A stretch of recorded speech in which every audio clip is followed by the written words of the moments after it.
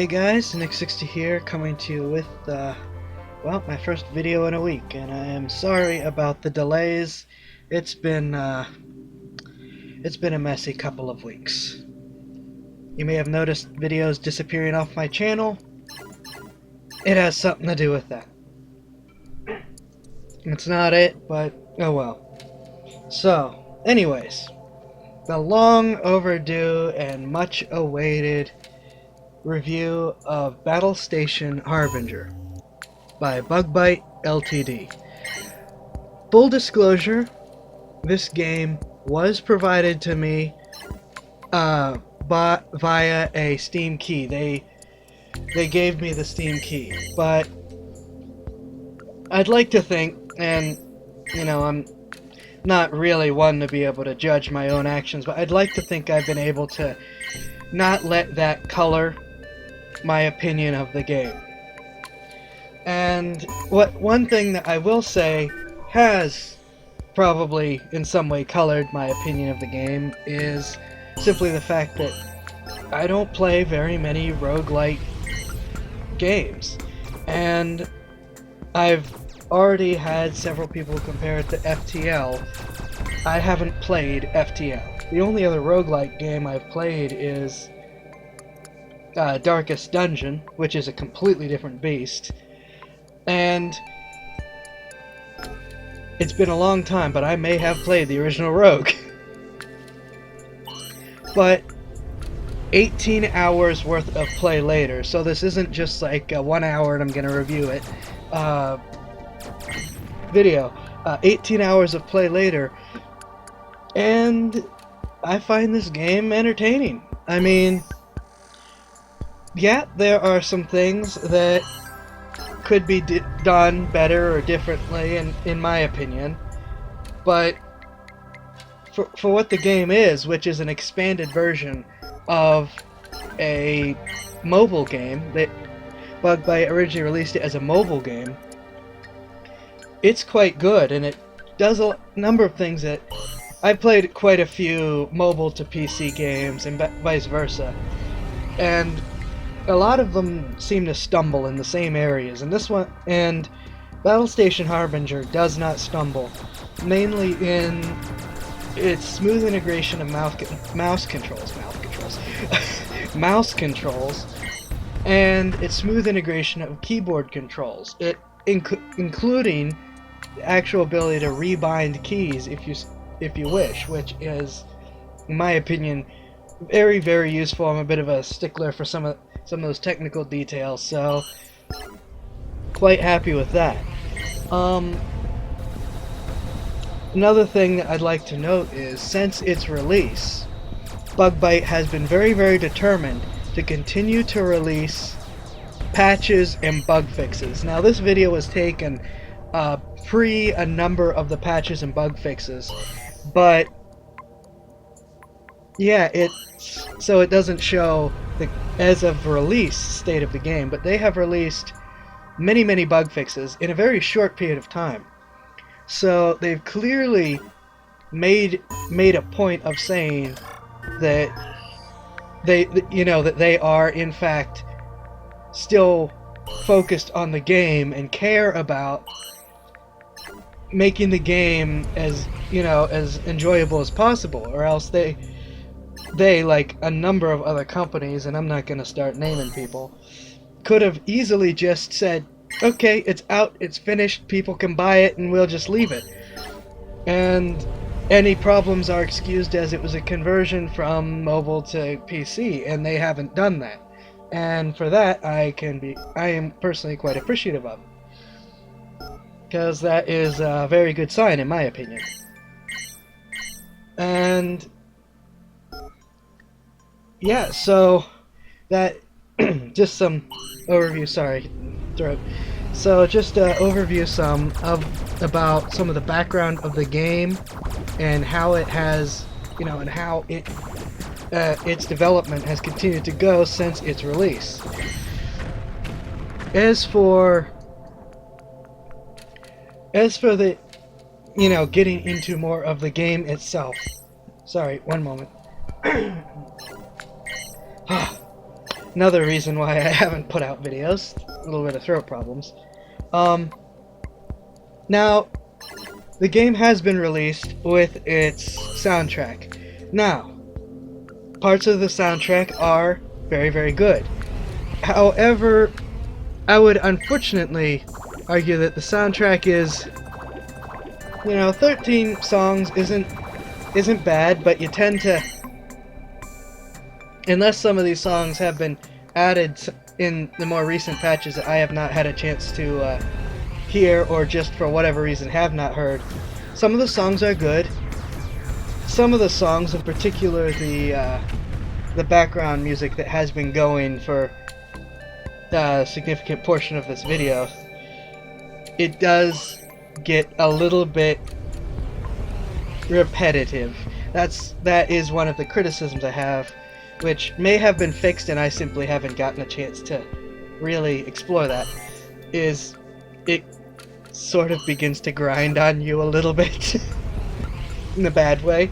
But as someone who absolutely loves music, I that bugs me a little bit, but it's not enough to kill my opinion of the game. Overall, I do find the game entertaining, which the whole point is you are in command of a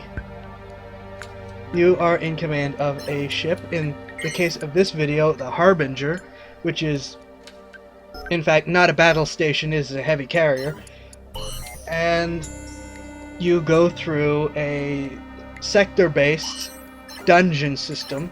These are space sectors, not actual, dungeon rooms, but it's of the similar nature, where you will blow enemies to pieces and repair, trade with NPCs, some of which were actually from the game's Kickstarter. Could make upgrades, make repairs at stations,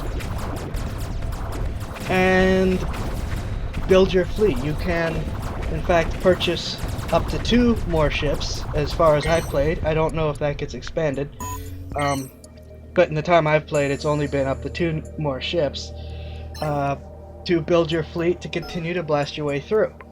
Like most roguelike games, it is not necessarily easy, and difficulty tends to spike almost randomly depending on sheer luck, which, that's part of the point of a roguelike game. You may jump out of your initial starting area, which will never have enemies in it, at least in the difficulty settings I've played. And I cannot remember, I don't think I played the maximum difficulty level. Where was I? Oh yeah. You may jump into your first room, quote unquote, and get blown to pieces. Or you may jump through 3, 4, 5, 6 rooms and only run into a few small fighters that you quickly blast out of your way.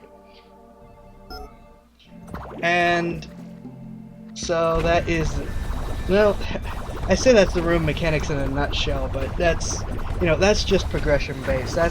That doesn't speak to how the game actually plays.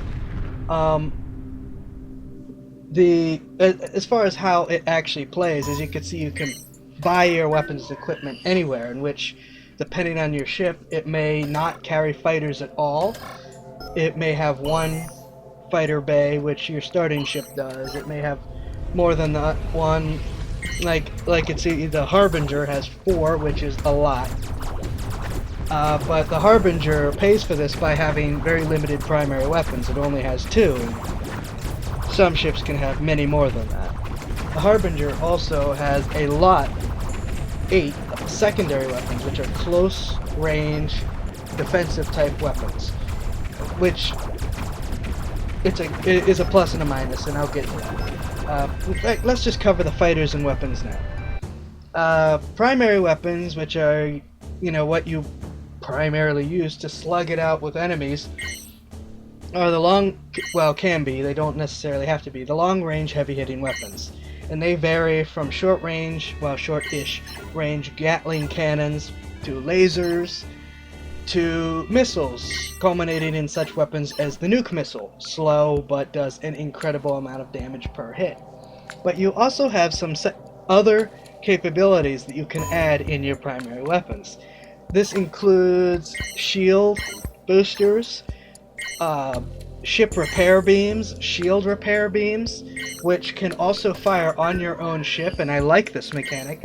The ability to use a repair beam not only to repair if you happen to have fighters or friendly ships nearby, but to repair yourself. I like that. There's a number of games that have like a repair function that you cannot be turned in on yourself, so that's a positive. And I believe I mentioned it had such things as a shield generator and even a teleporter, which for slow ships like the Harbinger is a very slow ship, is very, very useful for moving around the battlefield. And we'll get to that mechanic in a second. You can also have fighter bays, which have a number of different fighters. Some of them are short-range fighters, some of them are short-range drones, and some of them are longer-range fighters, which they provide a variety of the staple weapons. Bolters, which are sort of the basic laser bolt type weapon, which are sort of the dirt cheap do-everything weapon. Lasers, fighter-based lasers, which are a smaller, weaker version of the ship-mounted lasers and bolters. Fighter-based plasma bombs, which are heavy-hitting but slow. Missiles, the whole thing.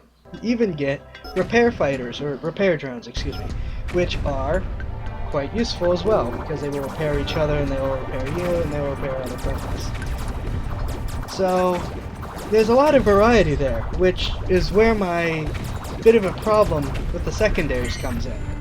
The secondaries are also a lot of where the teleporter features in. The secondaries are very close-range weapons. Bolters, lasers, Gatling cannons, and then they do have shield boosters. Not near as powerful as the primary slot shield boosters, but they don't take a primary slot. Now, these short-range weapons primarily are intended to fend off enemy fighters and missiles. They can intercept incoming missiles, which is a good thing since missiles bypass shields. That's a plus and a minus, and again, it's part of where the teleporter comes in. On a plus, they're really short-range weapons, so you use the teleporter to teleport into point-blank range next to your enemy, and you're broadsiding them with your limited fire, but very short range, and very short range weapons. But when you've got, say, 4 broadside weapons plus your main batteries hammering a target, they can do a lot of damage.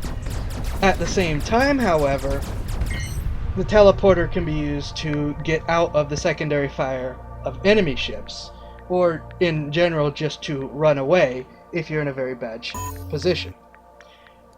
Back to the secondaries. The problem with the secondaries is that's all they have. You've got 3 different weapons depending on your preference for defensive fire and 1 shield booster, and that's all that they have. And you got a lot of flexibility with your primary slot. You get some flexibility with your fighter slots, but you don't really have a whole lot of flexibility with your secondaries.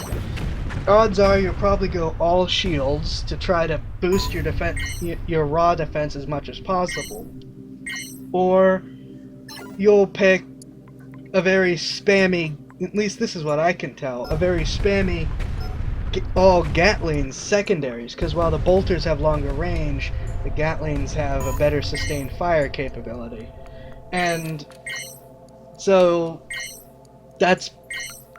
there's no other thinking related. I would argue that being able to add, some flexibility would be nice. It doesn't have to be on the same scale as primaries. Defensive missile launchers even, or at the very least short-range missile launchers. I would draw a comparison to the modern defensive missile racks used in some warships that intercept incoming missiles. Or even split up your drones and fighters, add a little bit more variety, and say you can add in a mini drone launcher that can put out 1 or 2 drones. Just, you know, a little bit more variety in some way would be nice in your secondaries. So, and you know, there's more things you can do with fighters too. But the secondaries are where it's really hurting for flexibility.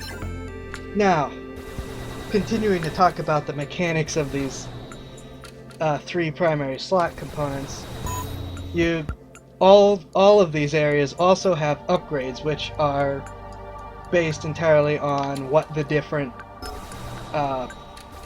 component is. Component may have an increased range ability, an increased rate of fire, an increased damage. Teleporter might have an increased recharge rate. Fighters, you can increase the number of fighters that you launch. So I do like the upgrade system, though I do feel like they get prohibitively expensive after the first couple upgrades per module. At the very least, however, you can sell modules that have upgrades in them, either modules that you put upgrades into, or modules that you salvage off of dead units or get out of random loot drops to get back some upgrade modules. And if you can somehow accumulate large numbers of scraps, which are your primary currency, you can use the merchants to purchase packages of upgrade modules, which gets to some of the friendly NPCs, both battle stations and some of the random ships flying around. These all provide, well, not all, some of them provide only one or the other. A merchant option where they will have a random assortment of gear and equipment or upgrade modules that can be purchased and traded with. You can also sell them your equipment if you so choose. Battle stations provide a free repair option as well. Both battle stations and friendly NPCs will help you fight off unfriendly enemies.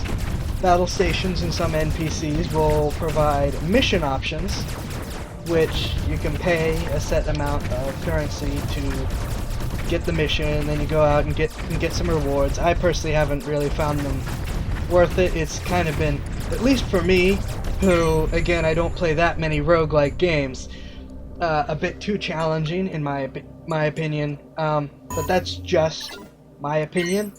I prefer to just focus on going through the dungeons and getting upgrades. And for the NPC ships, the friendly NPC ships, sometimes you can hire them for a set number of turns to serve as part of your fleet. So while you can only purchase 2 permanent ships as part of your fleet, you can, in fact, hire more NPCs, and as long as you can get enough scrap metal, keep them flying with you, which is very, very useful to expand your fleet beyond 3. Keep in mind, though, these guys get expensive, and it can get a little difficult to keep up with your scrap metal, especially since if you can't make it back to a station, you're using scrap metal to repair everything. And even your repair beam runs on this. Ships purchased through your formation also rely on the same strengths and weaknesses upgrade-based system as you do, so you'll get a ship with nothing in it. You have to either purchase new equipment, use stored equipment that you had looted, or just sacrifice some of your own equipment to equip these ships. Either that, or you just use them as meat shields. And I completely forgot something important with the NPCs. If necessary, and if you think you can get away with it, and I have used this tactic, it's a dirty trick, but it's possible, and I like that they thought this through. Or that it's just a happy coincidence, it could be that too. You can always just lead your NPCs that you can't afford to keep around forever to their doom, and then simply, when they blow up, take their scraps and upgrade points and any dropped loot. It's a dirty trick, but I've used it more than once. So, yeah. Anyways, managing your fleet. Back to that. As I've already talked about upgrading them, which same mechanics as yours. You can control them in the same way, where you can select your ship and tell it where to go. Let's see. You can use them as shields for your ship, obviously, which is very, very useful. You can only give general weapon directions. I don't think I've covered that yet. I haven't covered that yet. Where you select the ship or your fleet, and select the enemy ship, and then you can provide to select all projectile weapons, all energy weapons, all missiles, fighters, fighter types, etc. for what to attack. But these are general orders. You can't individually select specific attack patterns, and any guns that aren't in range will just shoot at whatever is in range. For example, secondaries, if they're not in range of the enemy, they'll just say, oh, there's fighters, I'll shoot those instead. If you're only in range with long-range missiles or that big capital ship that you want to hit, then your then your shorter-range guns will pick a nearer enemy and shoot at those.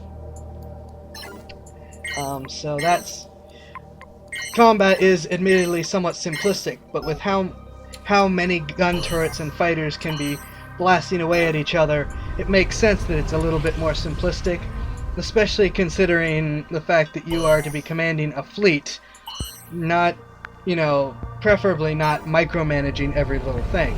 Though I know you'll certainly be tempted to do so. I am. Let's see now.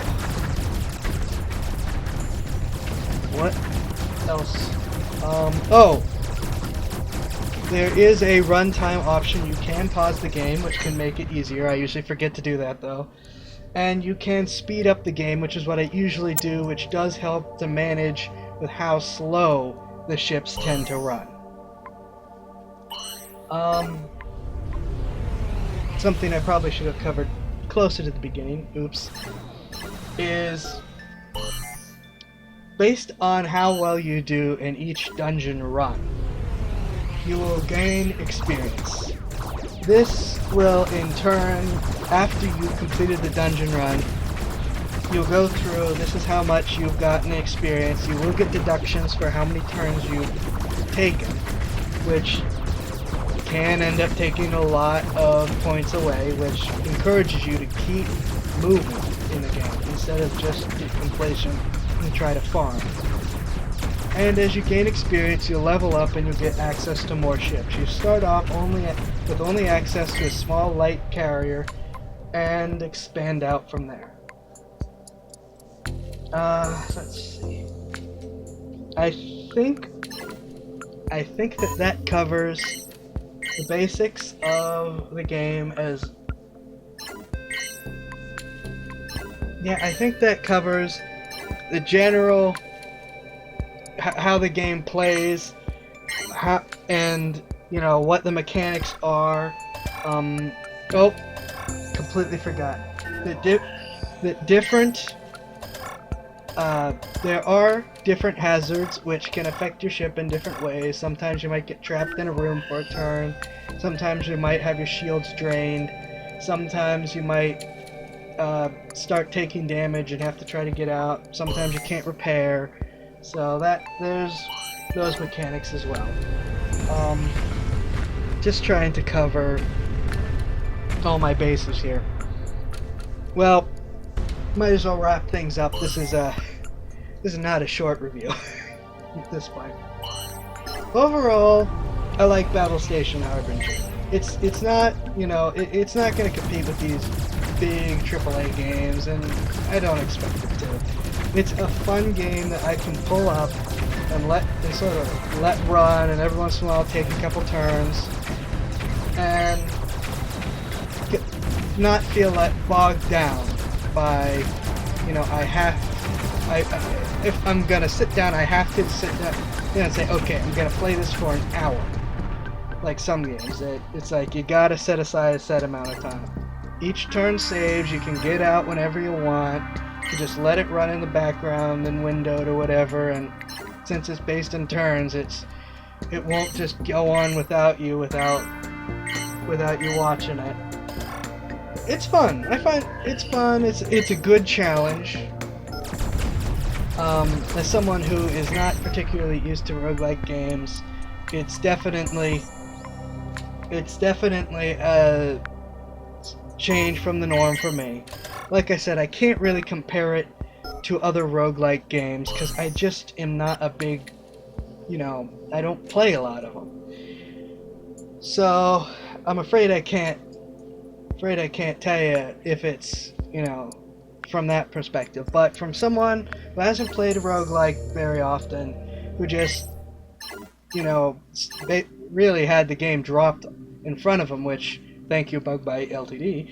I do appreciate you trusting me with this. I find it entertaining.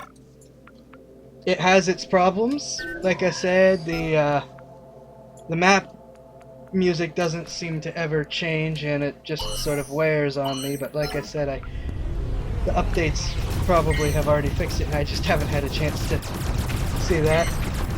The secondaries in particular, though, not discounting the fighters, could use some more variety. The game itself could use some more variety, but they are actively working to expand and improve the game. So who knows? Maybe they'll adjust the game in such a way that these concerns will no longer be concerns. You know, something I really like that for some reason I haven't mentioned yet is the fact that they do drop story on you at the beginning of each mission. I am a fan of, quote, bluff.